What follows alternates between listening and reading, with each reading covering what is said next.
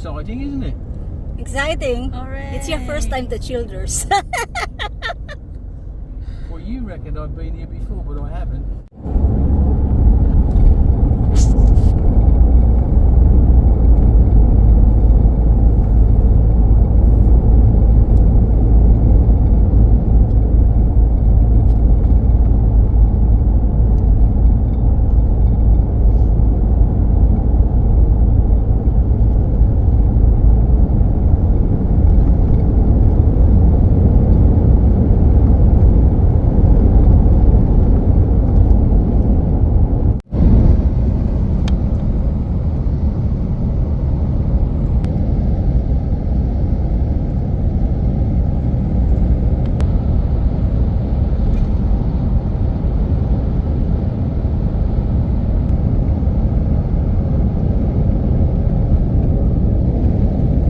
No, it's Sunday. It's a Sunday. Daming tao. Ay, hindi. Konti lang yung nakapark. I can get nearer.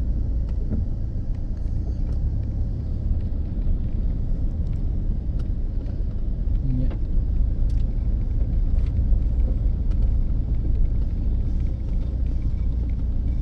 No Go more, back up there and park. no more parking.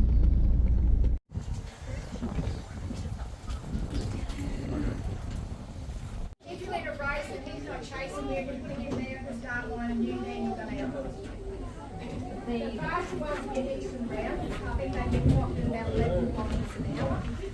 They don't chase you. All those stories you hear about that, if anything, they might be trying to just get you out of their way, or they're trying to get clients and where to hide in the same creatures.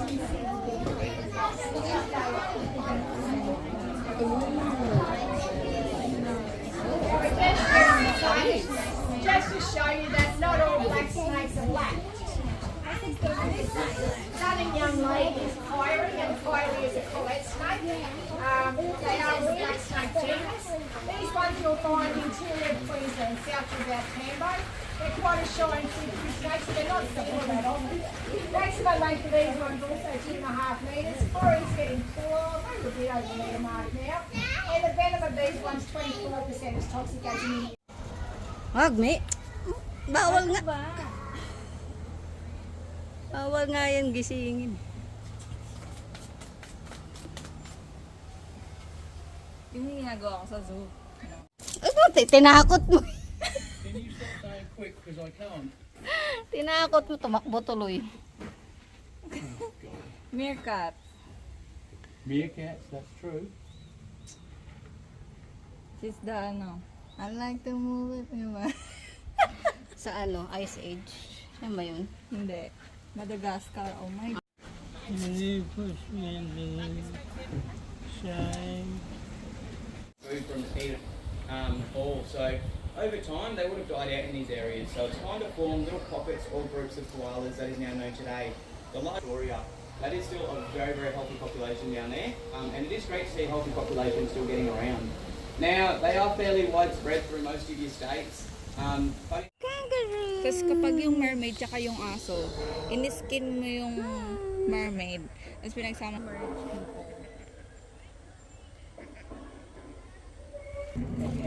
Oh, Daddy. Hey, Ang laking manok. can you show me how it felt?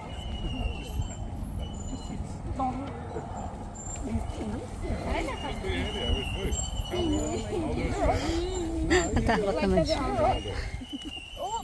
Did that hurt? The egg? Like, did that hurt? No. I don't know if that one.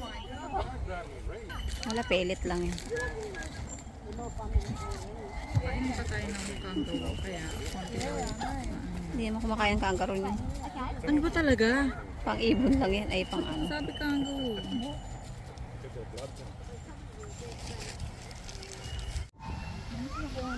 Ano yung nangangati? Bakit nangangati ka?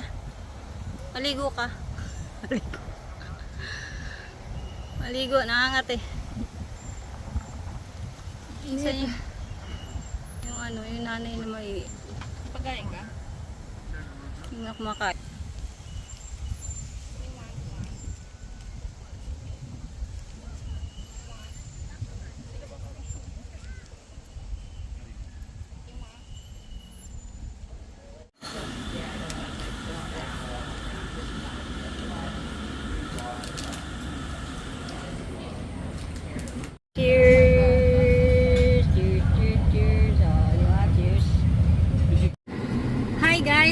Tapos na ang ating pamamasyal, napasyal na natin si Bunso at saka si Stewart doon sa zoo. And nag-enjoy naman si Bunso ng sobra kasi nakapag face to face sila ng emo at saka ng kangaroo. Tagal-tagal na niyang gusto makahawak ng kangaroo pero wala, failed pa rin kami today kasi hindi niya nahawakan yung kangaroo. And pati yung koala natutulog, kaya ayun. At least kahit pa paano nag-enjoy siya, na-relax. Nabawasan yung stress niya sa pagod niya sa buong linggong pagtatrabaho. And ayun, salamat at sinamahan niyo kami for today. And sana nag-enjoy kayo sa panonood ng aming vlog for today. And ingat kayo and hopefully next time nandyan pa din kayo. And just leave a comment below para po mabalikan ko kayo and makamusta ko rin ang inyong mga channel. And shoutout po sa aking tawag dito, mga kapatid, si Kuya June, si Kuya Jerry at saka si Kuya Gary, at sa aking mga hipag si Ate Beth, si Ate Alma and Ate Lisa. Alam ko nandyan lang din siya palagi. And sa aking mama and papa, kay Katie, yan, sa aking mga anak, si Jenica and si John Christian, at sa aking apo na si Staris Dwayne, I love you very much. At ingat kayo palagi and salamat sa suporta pati sa aking mga pamangkin, si Hazel, si Samantha, si Jill, si Pat, si Erica, si Eunice, yan. Salamat sa inyong lahat. Mag-iingat kayo palagi sa inyong mga work.